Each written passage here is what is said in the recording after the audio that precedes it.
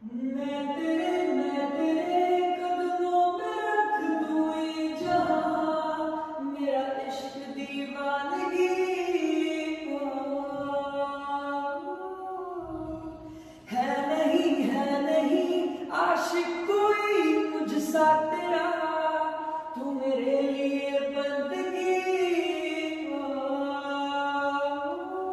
मैं चाहूं तुझको मेरी जान बेपनाह।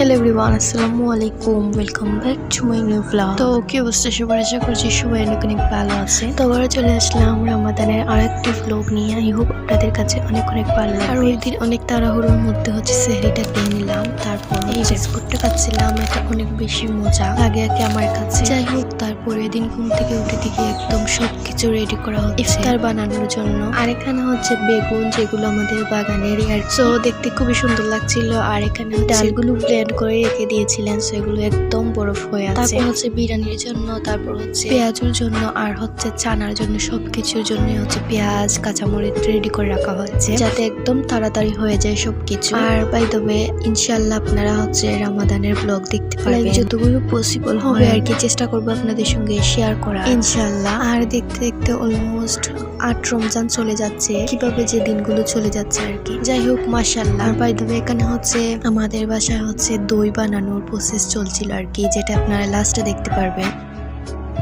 আর বহু বছর পর এখন চলে আসে একটা রেসিপির উদ্দেশ্যে, যদিও ওইরকম না আর কি, মোটামুটি একটা রেসিপি আর কি। তো ভাবলাম আপনাদের সঙ্গে শেয়ার করে নিই এই ছোট্টখাটো একটি রেসিপি। আই থিঙ্ক এটা অনেক কমন একটা রেসিপি। ফার্স্টে হচ্ছে এখানে পেঁয়াজ, তারপর হচ্ছে গাজর যেটা ফ্রিজে ছিল একদম বরফ হয়েছিল, তারপর হচ্ছে কাঁচামরিচ, একটু টমেটো, ধনিয়া পাতা, আর তার সাথে ছিল হচ্ছে পেঁয়াজ পাতা আর কি, যেটা আপনারা চাইলে স্কিপ করতে পারেন, আর হচ্ছে টমেটো। তারপর হচ্ছে আপনারা আপনাদের মতো করে একটু গুঁড়া মশলা দিয়ে দিবেন। ফার্স্টে হচ্ছে এখানে 5 ফোড়ন দিয়ে দিলাম, তারপর হচ্ছে মশলা, দেন হচ্ছে হলুদের গুঁড়া, মরিচের গুঁড়া, লবণ, আর হচ্ছে একটু ধনিয়া গুঁড়া। যেহেতু আমরা 1 প্যাকেট দিয়ে করছি আর কি, সো আমরা খুব অল্প কোয়ান্টিটি সবকিছু দিচ্ছিলাম আর কি। সো আপনারা আপনাদের মতো করে দিবেন, পরিমাপ করে। তারপর হচ্ছে ময়দা দিয়ে দিলাম। আরেকটা কথা, ফার্স্টে হচ্ছে আপনারা ময়দা দিয়ে মিক্সড করবেন, তারপর হচ্ছে নুডলস দিবেন একদম লাস্টে, কজ নুডলসটা লাস্টে দিলে দেখতে অনেক সুন্দর হয় আর কি। যাই হোক, তারপর হচ্ছে আপনারা তেলে ভেজে নিবেন, যেটা ফুটে জাম নিতে পারেন, একদম হালকা আছে আর কি। সো তারপর চলে আসলাম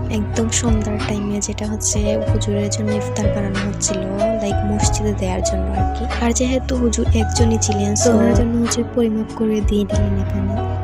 তারপর হচ্ছে আমাদের ইফতারের সময় হয়ে গেল, আর হচ্ছে এখানে সবকিছু আস্তে আস্তে রেডি করে রাখছিলাম আর কি। সো আজকে ইফতারে কি কি ছিল আপনাদেরকে একটু বলে দিই। ফার্স্টে হচ্ছে খেজুর ছিল, তারপর হচ্ছে সালাদ ছিল, দেন হচ্ছে বেগুনের চপ ছিল, তারপর হচ্ছে ডিম এন্ড হচ্ছে পেঁয়াজু, তারপর হচ্ছে নুডলসের পকোড়া, তারপর হচ্ছে সানা ভাজা বা চুলা ভাজা, যে যেটাই বলেন না কেন, হচ্ছে বিরিয়ানি, যেটা না থাকলে তো হবেই না। লাইক আমাদের বাসায় হচ্ছে যতদিন রোজা ততদিন বিরিয়ানি রান্না করা হয়, কজ আমাদের সবার হচ্ছে বিরিয়ানি অনেক বেশি পছন্দের, এর জন্যই। আর হচ্ছে মাঝে মধ্যে হচ্ছে খিচুড়ি, তারপর সেমাই, আর হচ্ছে রুটিও বানায়। আর না হলে হচ্ছে সব দিনই হচ্ছে বিরিয়ানি রান্না করা হয়। আর বিরিয়ানির জন্য হচ্ছে আলাদা গরুর মাংস আনা হয় আমাদের বাসায় আর কি, সেটা আপনারা এই ব্লগের পরের ব্লগটাতে দেখতে পারেন। তো বুঝতেই পারছেন আমাদের কি পরিমাণ পছন্দ হলে এসব করা হয়। যাই হোক, সবকিছুর জন্যই আলহামদুলিল্লাহ আলহামদুলিল্লাহ। তারপর হচ্ছে সব ইফতার নিয়ে আমরা বসে আমি ভিডিও করছিলাম আর কি। তো আপনারা এখন দেখতে থাকেন আজকের ইফতার আমাদের কি কি ছিল। আর বাই দ্য ওয়ে, তার সাথে কিন্তু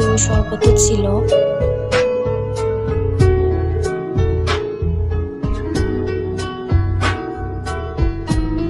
তো যাই হোক, আলহামদুলিল্লাহ 8 রমজানের হচ্ছে ইফতার করে নিলাম। তারপর হচ্ছে একদম ঠান্ডা ঠান্ডা আমাদের বানানো দইয়ের মধ্যে হচ্ছে আপেল মিক্সড করে হচ্ছে খেলাম, খুবই ভালো লাগলো। তারপর হচ্ছে সবাই মিলে ঝালমুড়ির একটা ব্রেক দিলাম। আর রমজানের ঝালমুড়ি কিন্তু অনেক বেশি মজা হয়, যেটা হয়তো আপনারা সবাই খেয়ে থাকেন, খুবই মজা লাগে। তারপর হচ্ছে 1 কাপ চা খেয়ে নিলাম।